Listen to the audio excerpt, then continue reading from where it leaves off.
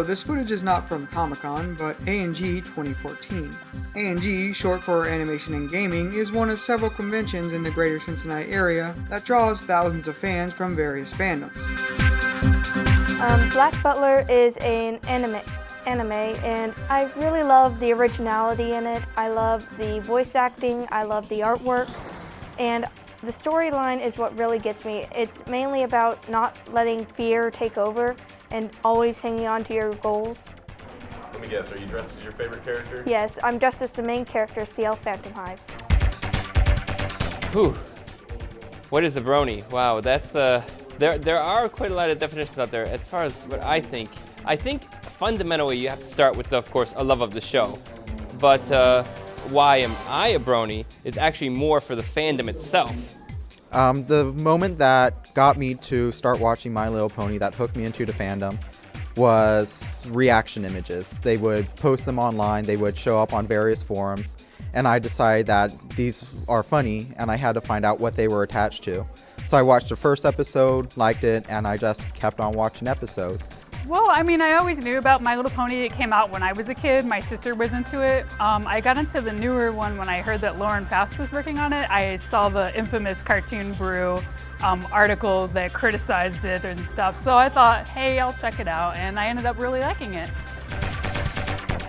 A persona is something that somebody attaches themselves to. Like myself, I'm a husky.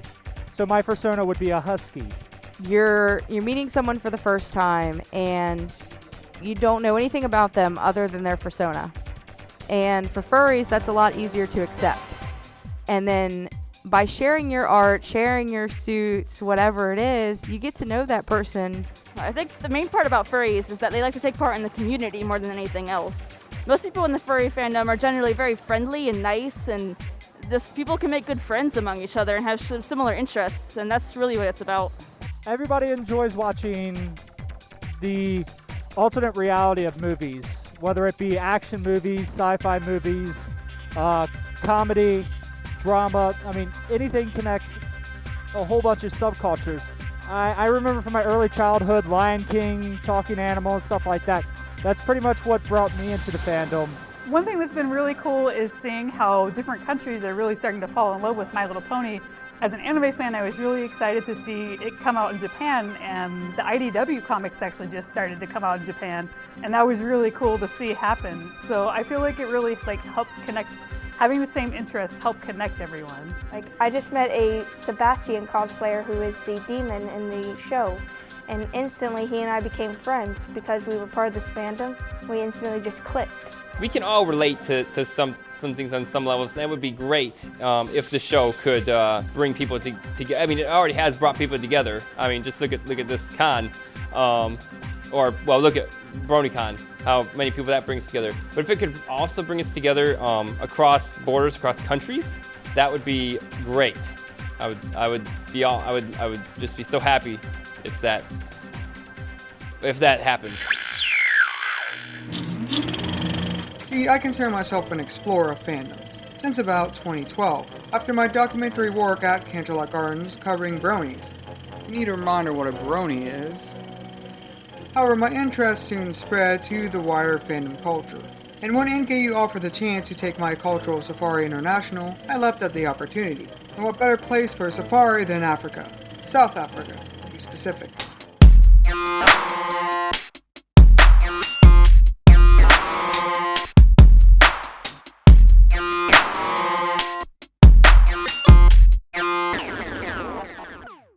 Our base city of operations was Port Elizabeth, or as the locals like to call it, PE. PE has a long history in manufacturing, particularly the auto industry.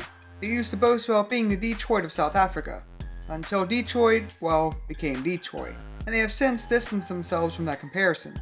PE currently boasts about their beautiful beaches, however, being a location in the 2010 FIFA World Cup and also home to many quality restaurants. My classmates took advantage of those restaurants to sample South Africa's affordable quality wine, while I savored Americanos at gas station prices. However, this is no vacation or documentary on women in the coffee industry. That's my professor's doc. I had fanboys and girls to track down. Our partner university for this trip, NMMU, it turns out had an expert on campus right up my alley.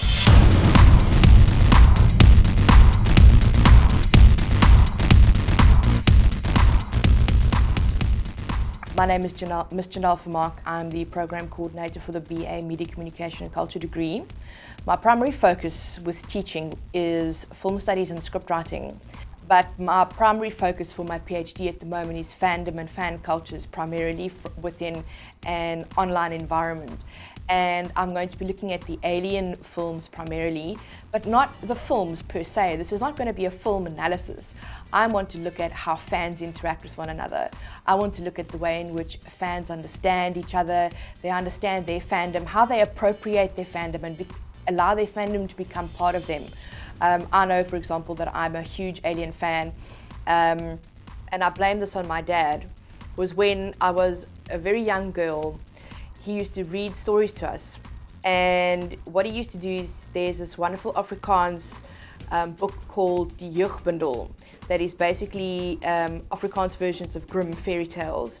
And then obviously when my brother and I were young-ish, like, I mean, I must have been about 10 or 12, my folks went out for the afternoon and my dad decided to rent all 3 Alien films for us to watch. Obviously, I couldn't sleep for the next few weeks, but the point is just that that's kind of what has ingrained itself in me. So thanks, Dad, because that is basically what has created my passion and love for the xenomorph.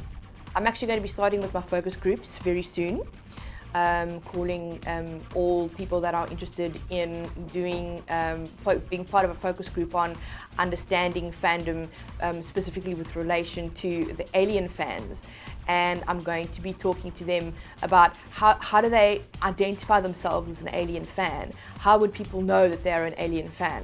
And what's so exciting about this subject is that, you've got your brown coats, you've got your Whovians, you've got your Twahards, you've got your fans of all of these different film franchises that have been named and that are often very proud of their names.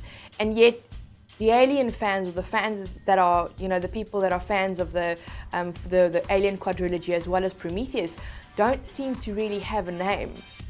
And what I want to do is not necessarily name them, but what I want to do is try to understand them. Because obviously, interaction between the film and the viewer at first was very limited, where you could only write back to, like literally it was through snail mail, write to, the publications and things like that.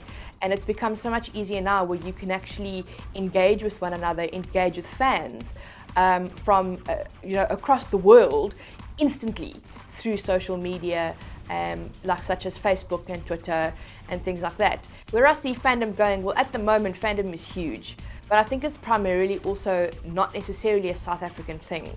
I think what we're going to be seeing is that fandom, especially if we are able to actually harness the power of online fans.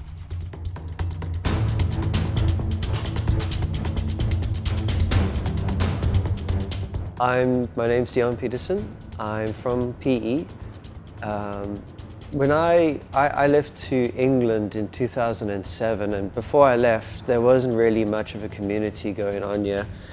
But when I came back, I just noticed that people were starting to get big into TV shows, and that sort of opened up to things like watching Firefly or Buffy, and people would get these old shows, and people started to become more aware of, I would say, the geek community here in PE.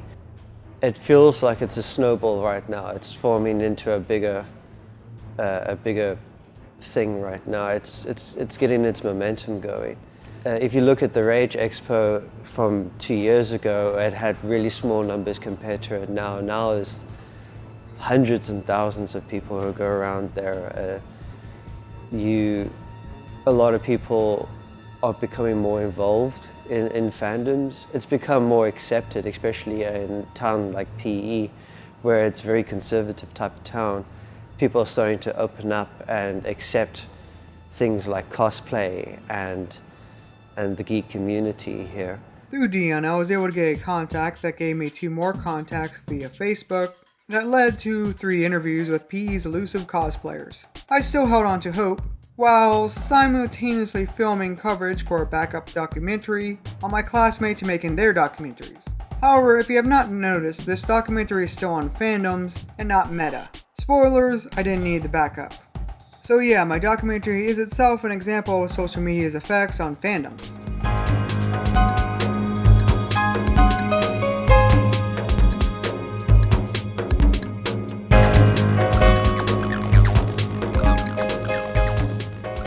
Oh yes, I'm Alec Bayman.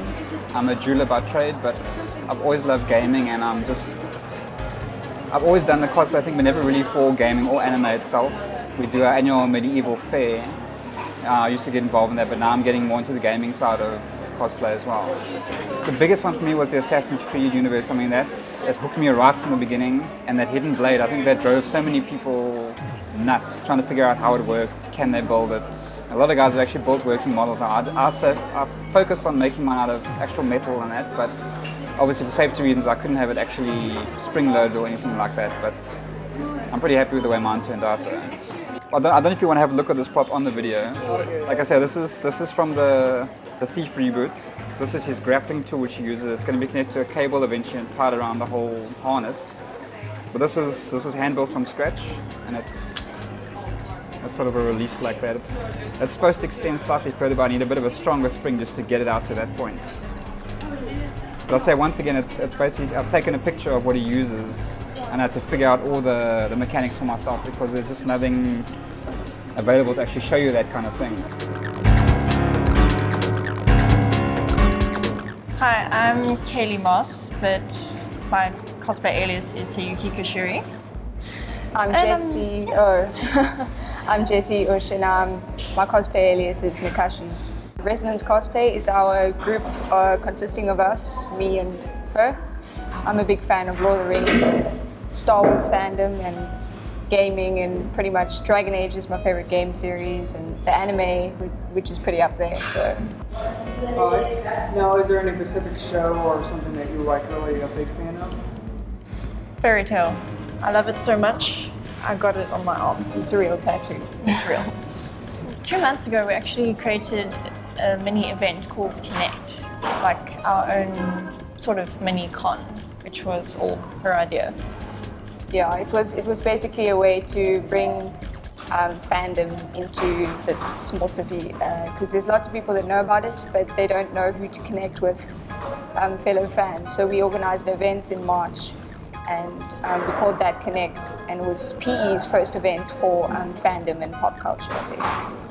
Well, I think most people had it in them, they just didn't have that many people with them to grow their hobby.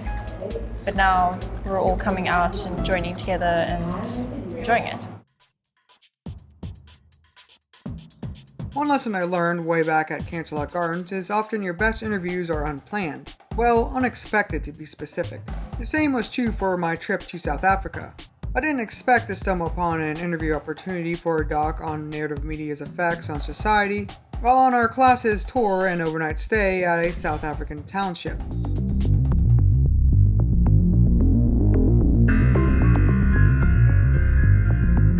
Okay, my name is Simpiwe. My surname is Laksa.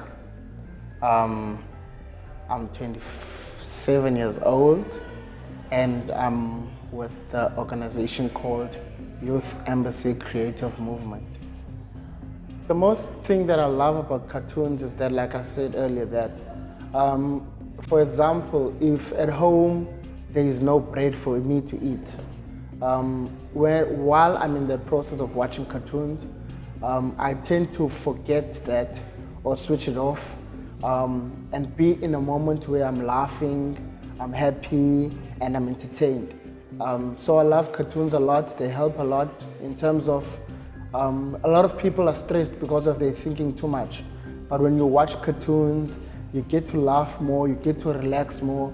Even your body gets to be in a relaxed position where it's not thinking a lot, and yeah, it's just in a relaxed position. So that's why I love cartoons.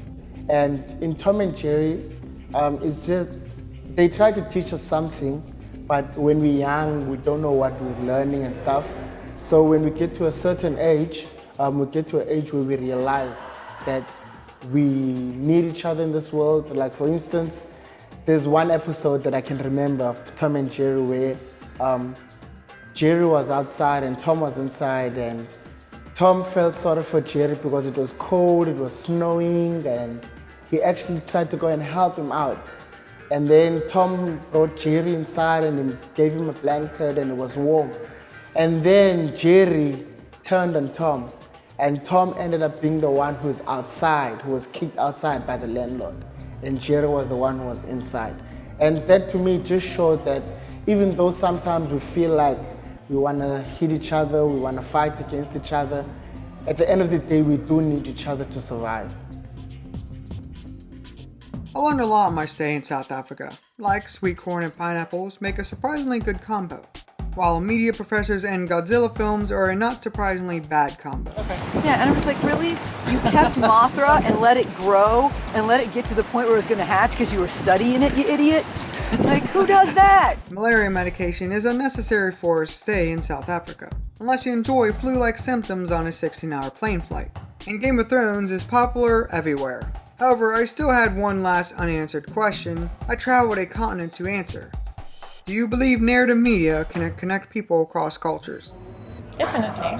Oh, absolutely. I mean, I'll say once again, I bring things back to Facebook as well. You can see people from across the world actually, getting into huge discussions about animes and costumes. We make friends with so many people we'd never thought we'd make friends with. Like one of a good friend of mine is 35 years old. I wouldn't have met him any other way if I didn't know he liked the same game I liked. If you like the same types of movies or you like the same types of films, then immediately it creates a connection and you are able to actually, you've got something in common with someone. You can come from like two different cultures, but if you have that same passion, that same love for these worlds, these characters,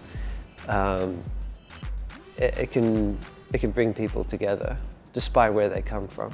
I believe so because tonight I actually found out that the man interviewing me himself, he is also a Tom and Jerry fan.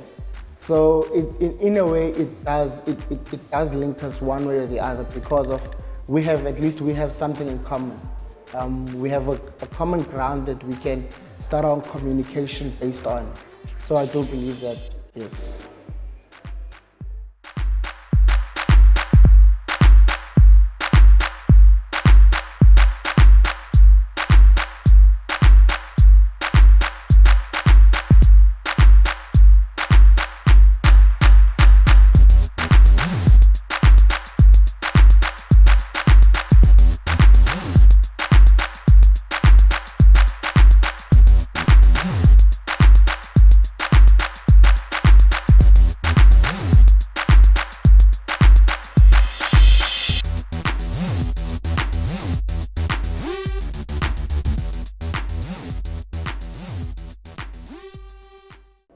Just like what you want. If people give you crap about it, who cares? They aren't worth it.